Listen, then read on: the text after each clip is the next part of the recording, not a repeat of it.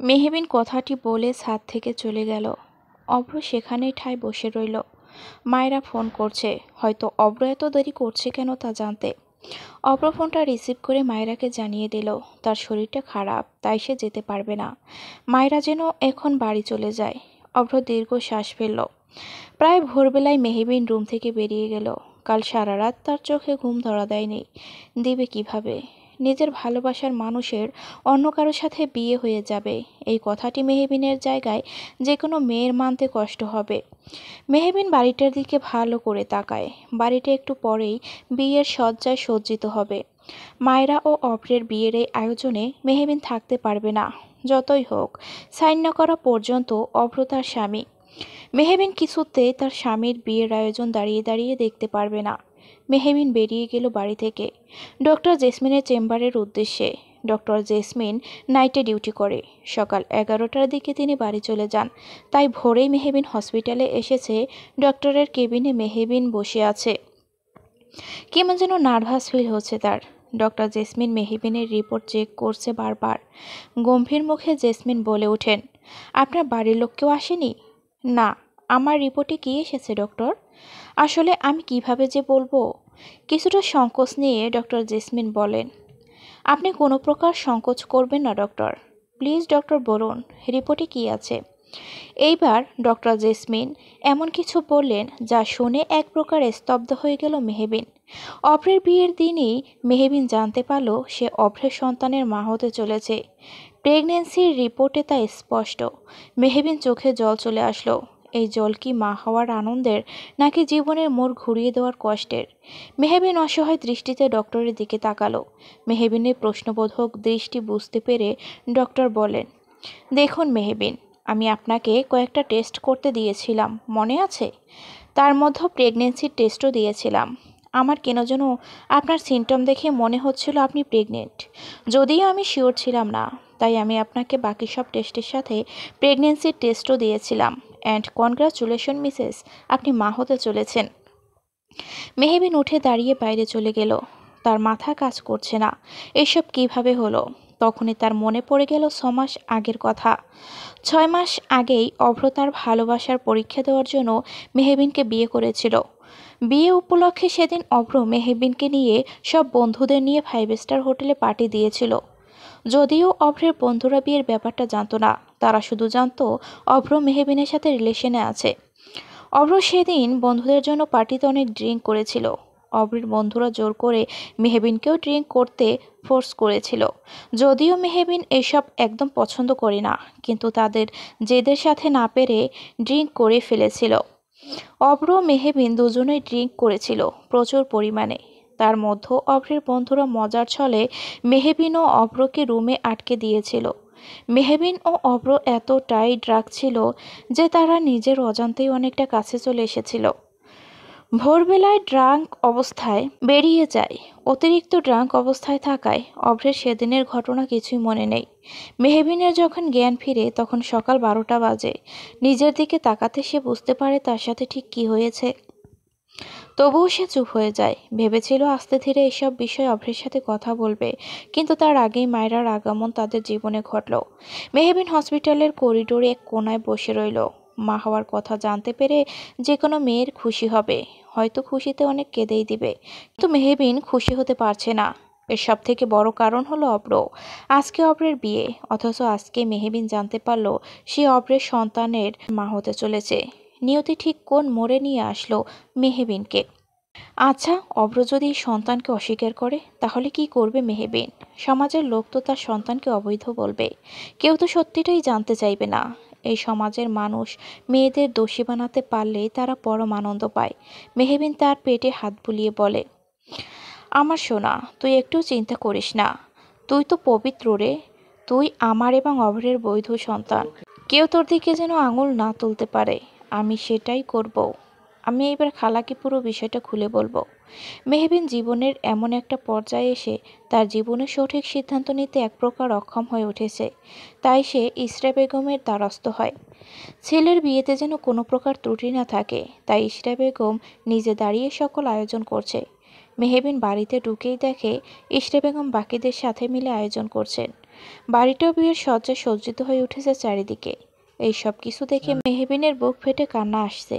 মেহবিন দ্রুত তার খালা ইশরা বেগমের কাছে গিয়ে বলল, খালা, আমার তোমার সাথে কিছু কথা আছে। তুমি আমার সাথে একটু ঘরে আসো।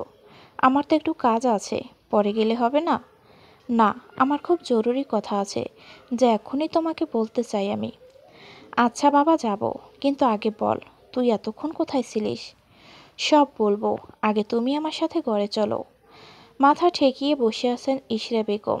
মেহবিন ইশরা বেগমকে আঁকড়ে ধরে ফুঁপিয়ে কেঁদে যাচ্ছে। ইশরা বেগমকে ইতিমধ্যে শুরু থেকে সব কিছু খুলে বলেছে মেহবিন। রুমে পিনপতন জুড়ে নীরবতা পালন হচ্ছে। নীরবতা থামিয়ে ইশরা বেগম বলেন, এত কিছু হয়ে গেল, অথচ আমি জানি না।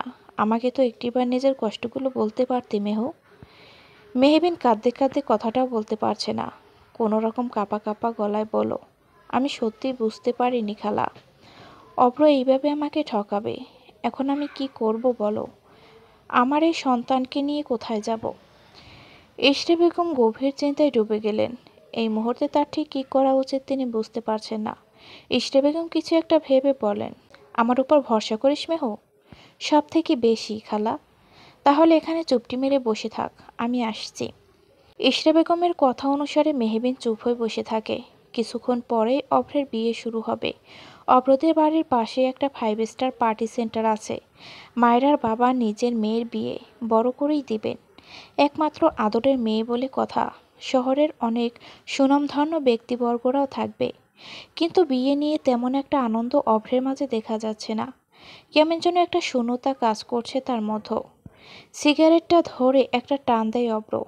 কালকে মেহুর বলার প্রতিটা কথা শুনে অভ্রের মধ্যে একটা অপরাধবোধ কাজ করছে। আচ্ছা, অভ্র কি একটু বেশি অন্যায় করে ফেলেছে? কিন্তু অভ্র কি করবে? তখনই অভ্রের বন্ধু আশরাফুল অভ্রের কাঁধে হাত রেখে বলে, কি ভাবছিস অভ্র? তেমন কিছু না। অভ্র, আমি জানি তুই মেহুর কথা ভাবছিস। দেখ অভ্র, এখনো সময় আছে। মেয়েটা তোকে কিন্তু সত্যি ভালোবাসতো। আমি জানি তুইও মেহের জন্য কিছু না কিছু ফিল করিস। তাই বলছি, যা করবি ভেবেচিন্তে করবি। আশরাফুল কথাটি বলেই বেরিয়ে গেল ঘর থেকে। অভ্র আবারও গভীর ভাবনায় ডুব দিল। মেহবিনের খালা একজন ডক্টর আনিয়েছেন মেহবিনের জন্য। মেহবিন তার খালার দিকে তাকিয়ে বলল, উনি এবার কি করবেন? উনি তোর আবারও চেক আপ করবে। আবার কিসের চেক আপ করবে? মেহু, তুই আমাকে প্রশ্ন করছিস? এই তোর আমার প্রতি ভরসা? খানিকটা কাট গলায় কথাটি বললেন ইশরা বেগম। মেহু তার খালার হাত ধরে বলল, তোমার প্রতি তো সব থেকে বেশি ভরসা আছে খালা, তাই তো সবার আগে তোমার কাছে ছুটে এসেছি আমি। ইশরা বেগম মেহবিনের মাথায় হাত বুলিয়ে রুম থেকে বেরিয়ে যান। ইশরা বেগম চলে যেতেই ডক্টর মহিলাটি একটি ইঞ্জেকশন বের করে মেহুর দিকে এগিয়ে আসতে নিলে ইশরা বেগম পিছন থেকে ডক্টরকে ডেকে বাইরের দিকে নিয়ে যায়। ডক্টর চলে যেতেই মেহবিন উঠে দাঁড়িয়ে ইঞ্জেকশন হাতে নিয়ে দেখে এইটাও অজ্ঞান হয়ে যাওয়ার ইঞ্জেকশন। ডক্টর তো তাকে শুধু চেক আপ করতে এসেছিল, তাহলে অজ্ঞান করতে চাইল কেন? মেহবিন দরজার কাছে যেতেই শুনতে পায় মেহবিনের খালা এবং ডক্টরের কথোপকথন। ইশরা বেগম বলেন, সব হয়ে যাবে তো ডক্টর? আপনি কোনো চিন্তা করবেন না। মেহবিনকে ইঞ্জেকশন দিয়ে আমি অজ্ঞান করে হসপিটালে নিয়ে যাব, তারপর অপারেশন করে ফেলব। বেশি দিন হয়নি মেহবিনের প্রেগনেন্সি, মাত্র 2 মাস চলছে। এই সময় সহজে অপারেশন করিয়ে ফেলা যায়। আপনি আমাকে নিশ্চিন্ত করলেন।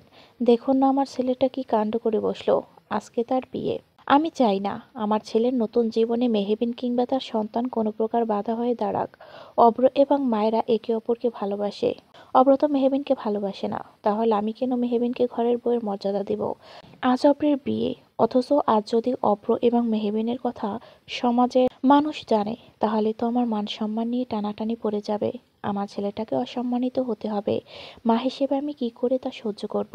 আমি জানি আমি অন্যায় করছি, কিন্তু ছেলের জন্য এইটুকু স্বার্থপর আমাকে হতেই হবে। খালামনের কথা শুনে মেহবিনের চোখ থেকে টুপটুপ জল গড়িয়ে পড়ল। তার খালাও কিনা তার সাথে ছলনা করলো, যাকে সে মায়ের মতো ভালোবাসে। মেহবিন কিছু একটা ভেবে পিছনের দরজা দিয়ে বেরিয়ে গেল অভ্রের ঘরের উদ্দেশ্যে। এই সময় তার মাথায় চলছে শুধুমাত্র তার সন্তানকে বাঁচানোর প্রচেষ্টা। মেহবিনের এইটুকু বিশ্বাস আছে, অব্র যদি তাদের সন্তানের কথা জানতে পারে তাহলে ঠিক অব্র তাদের সন্তানকে কোনো প্রকার ক্ষতি হতে দিবে না। এই মুহূর্তে অব্রই পারে তাদের সন্তানকে বাঁচাতে। অভ্রের ভাবনার মাঝেই কেউ একজন অব্রকে জড়িয়ে ধরে। অব্র খানিকটা চমকে পিছনে ঘুরে দেখে মায়েরা দাঁড়িয়ে আছে, তাও বিয়ের পোশাকে। অব্র বলে উঠল, তুই এখানে কেন মায়েরা? আমি আমার বউ সাজ তোমাকে আগে দেখাতে চাই, তাই আমি আগে তোমার কাছে এসেছি। কিন্তু এসেই যা শুনলাম। আচ্ছা, আমার একটা প্রশ্নের উত্তর দেবে? কি বলো? তোমার মনে কি মেহবিনের জন্য কোনো ফিলিংস আছে? মেহবিন অভ্রের ঘরে এসে এমন কিছু শুনে, যা শুনে মুহূর্তে তার আশা ভরসা সবকিছু শেষ হয়ে যায়। মেহবিন শুধু আমার ব্যবহার করা বস্তু ছিল শুধুমাত্র। মেহবিনকে শুধু ব্যবহার করাই যায়, ভালোবাসা নয়। আমি শুধু তোমাকে ভালোবাসি, আমার ডার্লিং। কথাটি বলেই অব্র মায়রাকে জড়িয়ে ধরে। মেহবিন কিছুক্ষণ ঠায় দাঁড়িয়ে থাকে। অব্রের কাছে অনেক আশা ভরসা নিয়ে সে এসেছিল, কিন্তু মুহূর্তেই তা ভেঙে চুরমার হয়ে গেল। আচ্ছা, মেহবিনকে কখনোই ভালোবাসা যায় না? সে কি শুধু ব্যবহারের একটা বস্তু? মায়েরা অব্রকে আর একটু টাইট করে জড়িয়ে ধরে বলো, আমি বাইরে থেকে স্পষ্ট শুনলাম। আশরাফুল বলল তুমি নাকি মেহবিনের জন্য কিছু ফিল করো। এইসবের মানে কি? অব্র মায়রার গালে হাত রেখে বলে, মানেটা খুব সিম্পল। তোমাকে তো বললাম মায়রা, আমি শুধু মেহবিনকে ব্যবহার করেছি। ভালোবাসার অভিনয় করার জন্য মেহবিনের প্রতি আমার একটা অপরাধবোধ জন্ম নিয়েছে, আর কিছু না। কোনো ফিলিংস আমার নেই। তুমি কিনা শেষ মেহুর জন্য জেলাস ফিল করছো? মেহু আদৌ আমার ভালোবাসার যোগ্য? অনাথ মেয়ে একটা, আমার বাড়িতে এক প্রকার আশ্রিত হয়েই থাকে। মেহু একটু মডার্নও না, সারাদিন কি সব সাধারণ জামা কাপড় পরে থাকে। এইরকম আশ্রিতা বেহেনজি টাইপ মেয়েকে কে ভালোবাসবে বলো? এই অব্র আহমেদের রুচিটা এতটাও খারাপ হয়ে যায়নি। অব্রের কথা শুনে মায়েরা যেন নিশ্চিন্ত হলো। মেহেদিনের বাইরে দাঁড়িয়ে থাকতে পারলো না, সে ভিতরে গিয়ে বলো, তুমি আগে নিজেকে নিজে প্রশ্ন করুন, তুমি নিজে তোমার যোগ্য মিস্টার অব্র আহমেদ?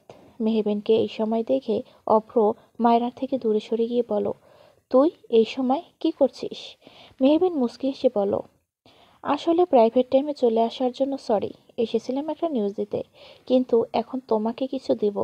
অভ্র সরু চোখে তাকিয়ে বলো, কী রকম নিউজ? মেহবিন হাত ভাঁজ করে বলো, সেই খবর পাওয়া কোনো রকম অধিকার কিংবা যোগ্যতা তোমার নেই মিস্টার অব্র আহমেদ। আর একটু আগে কি বলে, আমি তোমার অযোগ্য? Benji type? কিন্তু এই বেনজি টাইপ মেয়েকেই কিন্তু একদিন এইভাবে বুকে জড়িয়ে রেখেছিলে, যেমনটা আজ তুমি মায়রাকে জড়িয়েছিলে। তখন তোমার স্ট্যাটাসটা ঠিক কোথায় ছিল? ব্যবহার করার জন্য যখন তুমি অনাথ আশ্রিতা মেয়েকে বিয়ে করেছিলে, তখন তোমার সেই সো কল্ড স্ট্যাটাস কোথায় ছিল? অব্র রাগে মুষ্টিবদ্ধ করে ফেলে। মেহবিনের বড্ড বেশি সাহস হয়ে গেছে। অব্র আহমদকে এই মেয়ে কথা শোনাচ্ছে আজকাল। দেখো মেহবিন, তুমি কিন্তু। মায়রার কথার মাঝেই মেহবিন তাকে থামিয়ে দিয়ে বলে, এই অব্র আহমেদ যাকে তুমি অনেক ভালোবাসো, দেখবে একদিন সেই অব্র আহমেদ তোমাকে ছুঁড়ে ফেলে দেবে। আসল কথা আগে জানো, এই অব্র আহমেদ শুধু আমার ভালোবাসাই নয়, বরং এই অব্র আহমেদ কারো ভালোবাসা ডিজার্ভ করে না। কথাটি শোনা মাত্র অব্র মেহুর দিকে এগিয়ে এসে বলে, আর কিছু? তো লেকচার শেষ? লেকচারের কি দেখছো তুমি? আমি যদি লেকচার শুরু করি তাহলে তো দিন পেরিয়ে রাত হয়ে যাবে, লেকচারই শেষ হবে না। মায়েরা আর না পেরে বলো, মেয়ে তুমি থামবে? মেহবিন আনমনে হেসে, এক সেকেন্ড ওয়েট করো, আমি আসছি। কথাটি বলে উপরে সিঁড়ি নিজের ঘরের দিকে যায়। মেহবিন ঘরে গিয়ে একটি খাম বের করে খুলে দেখে তাতে অভ্রের দেওয়া ডিভোর্স পেপারটা। চোখ থেকে আবারও দুফোঁটা চোখের জল বেরিয়ে গেল। ডিভোর্স পেপারটা দেখলেই শুধু তার কান্না পায়। এই কান্না যে বড্ড কষ্টের কান্না। মেহবিন নিজেকে শক্ত করলো। নিজের সন্তানের জন্য হলেও তাকে শক্ত হতে হবে। তার মনে শুধু একটাই চিন্তা, তার সন্তানকে একটি সুন্দর উজ্জ্বল ভবিষ্যৎ দেওয়া। তার জন্য মেহবিন অভ্র নামক মানুষটিকে নিজের মন থেকে দূরে সরিয়ে দিবে, অনেক দূরে। মেহবিন জানে এই বাড়িতে থাকলে খালা কিংবা অভ্র কেউ তার সন্তানকে বাঁচতে দেবে না। তাই অনেকটা কঠোরতার সাথেই মেহবিন একটি কঠিন সিদ্ধান্ত নিল। আজ অভ্রের বিয়ের দিনই সে অভ্রকে ডিভোর্স দিয়ে অনেক দূরে চলে যাবে। মেহবিন নামক রমণী আবারও কেঁদে ওঠে, কিন্তু নিজেকে সামলিয়ে নেয়। বড় বড় পা ফেলে অভ্রের ঘরের দিকে যায়। অভ্র এবং মায়েরা এখনও ঘরে দাঁড়িয়ে আছে। মেহবিন ঘরে ঢুকে টেবিলটায় ডিভোর্স পেপারটা রাখে, তারপর কলম বের করে নেয়। মেহবিনের এই মুহূর্তে ঠিক কী করতে চাইছে তা মায়েরা এবং অভ্র উভয়ের কাছে স্পষ্ট। মায়েরা তো অনেক খুশি, অভ্র নির্বিকারভাবে তাকিয়ে থাকে মেহবিন নামক রমণীর দিকে। মুখশ্রীতে আজ অঢেলা মায়া যেন উপচে পড়ছে, অন্যরকম মায়া, যা এতদিন অভ্রের নজরে না আসলেও আজকে ঠিকই এসেছে। হয়তো কান্না করার ফলে এত মায়া এসেছে মেহবিনের মুখশ্রীতে। মেয়েরা কাঁদলে তাদের মুখে আশ্চর্য মায়া চলে আসে, যে মায়াকে উপেক্ষা করা বড় কষ্টসাধ্য। অভ্র কিছুক্ষণ তাকিয়ে থাকে সেই মুখশ্রীতে। মেহবিন জোরে জোরে নিঃশ্বাস নিয়ে নিজের চোয়ালটা শক্ত করে অভ্রের দিকে তাকায়। সে চাহনিতে ছিল একরাশ ঘৃণা। অদ্ভুতভাবে এই চোখে অভ্র শুধু একমুঠো ভালোবাসা দেখতে পেত, আজ শুধুই ঘৃণা দেখতে পাচ্ছে।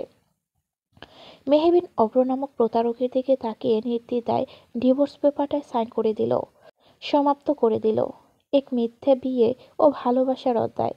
মেহবিন ডিভোর্স পেপারটা অভ্রের দিকে এগিয়ে দিয়ে বলে, তোমার বিয়ের উপহার এটা। আজকে তোমাকে আমি আমাদের মিথ্যা বিয়ের বন্ধন থেকে ছিন্ন করে দিলাম।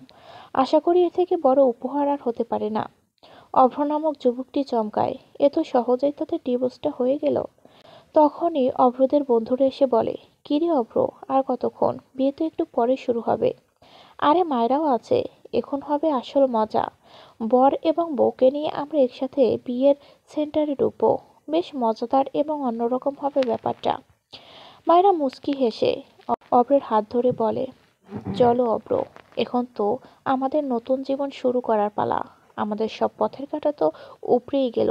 এইবার আমাদের জীবনে অন্য কেউ প্রবেশ করতে পারবে না। মায়েরার প্রতিটা কথাই যেন মেহবিনকে উদ্দেশ্য করে বলা, তা খুব ভালো করেই বুঝতে পারছে রমণী। সেও এইবার কটাক্ষতার সুরে বলে উঠল, জানো, এইসব কথাতে আমার এখন কোনো কষ্ট হবে না। কষ্ট পেতে পেতে এখন আর সামান্য কিছুতে কষ্ট পাই না। তাই শুধু শুধু বলে লাভ নেই। যেই ভালোবাসা নিয়ে তোমার এত গর্ব, সে ভালোবাসা আদৌ টিকবে? ভালোবাসার রং বদলায়। আজ অভ্র তোমার, আজ অভ্র তোমাকে পাওয়ার জন্য মরিয়া হয়ে উঠছে, কিন্তু দেখবে এই অভ্রই কাল অন্য কাউকে পাওয়ার জন্য মরিয়া হয়ে উঠবে। দেখবে যেই অভ্র আজ তোমাকে কাছে রাখার জন্য সব রকম চেষ্টা করছে, দেখবে এই অভ্রই তোমাকে দূরে সরিয়ে দেওয়ার জন্য সব রকম প্রচেষ্টা করবে। কেননা ভালোবাসার রং বদলায়। মায়েরা থেমে যায় মেহবিন এই রকম কটাক্ষ বাণীতে। মেহবিন এইবার উদ্দেশ্য করে বলে, অভ্র আহমেদ, জীবন ছাপ সিঁড়ি খেলার মতো। জীবনের কোন সিঁড়িতে এসে আমরা থেমে যাব হঠাৎ করে তা কেউ জানে না। আজ যে ভালোবাসাকে পুঁজি করে তুমি আমাকে ঠকিয়েছ, একদিন সেই ভালোবাসাকে পাওয়ার জন্য তুমি তীব্রভাবে ছটফট করবে। তখন হাজারো চেষ্টা করলেও ভালোবাসাটা পাবে না। তোমার জীবন সব থাকবে, কিন্তু ভালোবাসা নয়। মেহবিন কথাটি অভ্রের সোজা বুকে গিয়ে লাগে। তার অদ্ভুত এক কষ্ট উপলব্ধি হয়। এই, তোরা এখানে দাঁড়িয়ে আছিস কেন? বিয়ে তো শুরু করতে হবে। অভ্রের মা মিসেস ইশরা বেগম কথাটি বলে হন্তদন্ত হয়ে রুমে প্রবেশ করেন। অতঃপর মেহবিনকে দেখে অবাক হন। তার মানে মেহবিন পালিয়ে যায়নি, বরং অভ্রের কাছে এসেছে। কোনোভাবে কি মেহবিন অভ্রকে কিছু বলে দিয়েছে? ইসরা বেগমের অবস্থা বুঝে মেহবিন অভ্রের বন্ধুদের কাছে গিয়ে বলে, আচ্ছা, আপনারা এখানে দাঁড়িয়ে আছেন কেন? তাড়াতাড়ি বর এবং বউকে বিয়ের আসরে নিয়ে যান। আমিও কিন্তু এই বিয়েতে পার্টিসিপেট করব। মেহবিনের কথা শুনে সবাই আরেক দফা চমকে ওঠে। অভ্রের বন্ধুরা আর কিছু না বলে মায়রা এবং অভ্রকে নিয়ে যায়। সবাই চলে যেতেই মেহবিন মিসেস ইশরার কানের কাছে গিয়ে বলো, একদম চিন্তা করো না খালা, তোমার ছেলেকে আমি কিচ্ছুটি বলিনি। তোমার ছেলের মতো প্রতারকের কোনো অধিকার নেই আমাদের সন্তানের কথা জানতে পাওয়ার। আমার সন্তান শুধু আমারই। সে আমার পরিচিতিতে বেঁচে উঠবে, কোনো প্রতারকের পরিচিতিতে নয়। দেখ মেহবিন, তুই কিন্তু নিজের সীমা লঙ্ঘন করছিস। মেহবিন চারপাশে তাকিয়ে বলে, আস্তে খালা, চিৎকার করো না। চিৎকার কিন্তু আমি করতে পারি। তোমাকে একটা নিউজ দেই, নিউজটা শুনলে তুমি অনেক খুশি হবে। আমি তোমার ছেলেকে ডিভোর্স দিয়ে দিয়েছি। এখন থেকে আমার আর স্বামী স্ত্রী নই। এতে আমার বিন্দুমাত্র আক্ষেপ নেই, কেননা আমি যে এই প্রতারকটাকে নিজের জীবন থেকে দূরে সরাতে পেরেছি, এটাই আমার সব থেকে বড় সার্থকতা। কথাটি বলে মেহবিন বিয়ের আসরের দিকে চলে যায়। কাজী সাহেব রীতিমতো সেখানে চলে আসেন। তিনি পেপারসগুলো নিয়ে প্রথমে অভ্র এবং মায়রাকে দিয়ে সাইন করিয়ে নেয়। মায়রা প্রথমে সাইন করে দেয়। অভ্রের সাইন করতে গিয়ে তার এবং মেহবিনের বিয়ের কথা মনে পড়ে যায়। অভ্র মেহবিনের দিকে তাকায়। আচ্ছা, মেয়েটা এইভাবে কি করে দাঁড়িয়ে আছে? আর কেউ না জানুক, অভ্র জানে মেহবিনের কষ্ট হচ্ছে, তবুও ঠায় দাঁড়িয়ে আছে। অভ্র আর কিছু না ভেবে সাইন করে ফেলে। অতঃপর কাজী সাহেব প্রথমে অব্রকে কবুল বলতে বলেন। অব্র কিছুক্ষণ চুপ থাকে। মেহবিনের কষ্ট হলেও সে ঠায় দাঁড়িয়ে আছে। এই একটি মাত্র কবুলের মাধ্যমে সে এবং অভ্র বিয়ে নামক বন্ধনে আবদ্ধ হয়েছিল। সেই বিয়ে অবশ্যই এখন ভেঙে গেছে। এখন আবারও সেই কবুল শব্দের মাধ্যমেই অভ্র এবং মায়রার বিয়ের মাধ্যমে নতুন জীবন শুরু করবে। কথাগুলো ভাবতেই মেহবিনের চোখে জল ওঠে। বসে আজকে দাঁড়িয়ে থাকবে। মেহবিন খুব ভালো করেই বুঝতে পারছে তার দাঁড়িয়ে থাকার কারণে অভ্রের প্রচণ্ড অস্বস্তি হচ্ছে। তাই তো মেহবিন দাঁড়িয়ে আছে। অভ্র তার পাশে বসে থাকা মায়রার দিকে তাকায়।